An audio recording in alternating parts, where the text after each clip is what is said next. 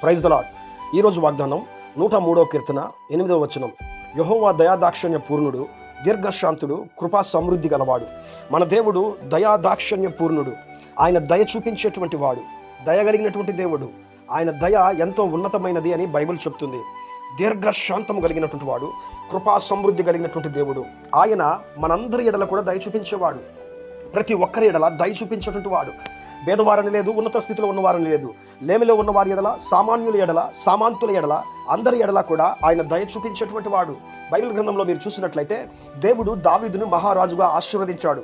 గొర్రెలు కాసుకున్నటువంటి స్థితి నుంచి దేవుడు అతనికి ఉన్నతమైనటువంటి స్థితిని, మహారాజుగా ఉండేటువంటి గొప్ప యోగ్యతను, భాగ్యమును దేవుడు అతనికి ఇస్తే, ఆ సింహాసనం మీద ఉండి ఆయన ఒక చక్కటి మాట ఆలోచన చేసి చెప్తున్నాడు. నాకు మేలు చేసినటువంటి నా స్నేహితుడైన యోనాతానును బట్టి సౌలు కుటుంబంలో ఎవరైనా ఉపకారం చేయటానికి ఎవరైనా ఉన్నారా? ఎందుకంటే దేవుడు నాకు దయ చూపించాడు, ఆయన దయ వల్లే ఈరోజు నేను ఈ స్థితిలో ఉన్నాను అని చెప్పి 2వ సమూయేలు గ్రంథం 9వ అధ్యాయం 1వ వచనంలో అంటాడు. యెహోవా నాకు దయ చూపించాడు.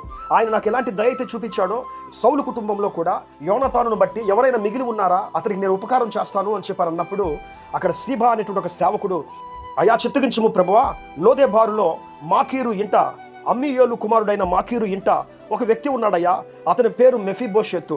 అతడు కుంటివాడు, అతడు చాలా దీనస్థితిలో అక్కడ పడి ఉన్నాడు, అతడు సౌలు యొక్క మనవడు అని చెప్పి అన్నప్పుడు, వెంటనే రాజు అతన్ని పిలిపించండి అని చెప్పి పిలిపించి అతనికి నూతనమైన వస్త్రాలు కట్టించి అతనికి తన యొక్క భోజనపు బల్ల దగ్గర నిలబెట్టి చెప్తున్నటువంటి మాట, ఇది మొదలుకొని నీ జీవితకాలం అంతయు కూడా నా భోజనపు బల్ల దగ్గర నువ్వు భోంచెయ్యి, నీ కుటుంబం అంతటికి కూడా మీ యొక్క తండ్రి ఆస్తిని, మీ తాత ఆస్తిని అంతటిని అప్పగిస్తాను అని చెప్పారని దావీదు చెప్పినప్పుడు, మెఫీబోషెతు అంటున్నాడు, దేవా, చచ్చిన కుక్క వంటి వాడనైన నన్ను ఇంతగా నీవు హెచ్చించడానికి నేను ఏపాటి వాడని అని చెప్పానని అంటాడు.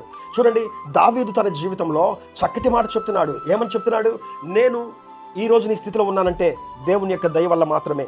ఆయన నా పట్ల దయ చూపించాడు, కాబట్టి నేను కూడా ఇతరులకు ఉపకారం చేయాలని చెప్పి ఆయన చక్కటి ఉపకారాన్ని అక్కడ ఉన్నటువంటి మెఫీబోషెతుకి చేస్తున్నాడు. ఈ రోజున మనం ఆరాధించేటువంటి దేవుడు దయాదాక్షిణ్య పూర్ణుడు. ఆయన దయాదాక్షిణ్యములు లెక్కలేనటువంటివి, లెక్క కట్టలేనటువంటివి. ఆయన అందరి ఎడల కూడా దయ చూపించేటువంటి వాడు. ఆయన పిన్నలనేమి, పెద్దలనేమి, తన యందు భయభక్తులు గల వారందరి ఎడల కూడా ఆయన దయ చూపించేటువంటి వాడు. ఆ దయ కలిగినటువంటి వాడు నువ్వు ఏ స్థితిలో ఉన్నా కూడా, నువ్వు ఎలాంటి పరిస్థితిలో ఉన్నా కూడా, నువ్వు ఎక్కడ నివసిస్తున్నా కాడా, అక్కడ ఆయన నీకు దయ చూపించి నీ జీవితంలో అద్భుతమైన కార్యాలు చేసి నడిపించేటువంటి వాడు.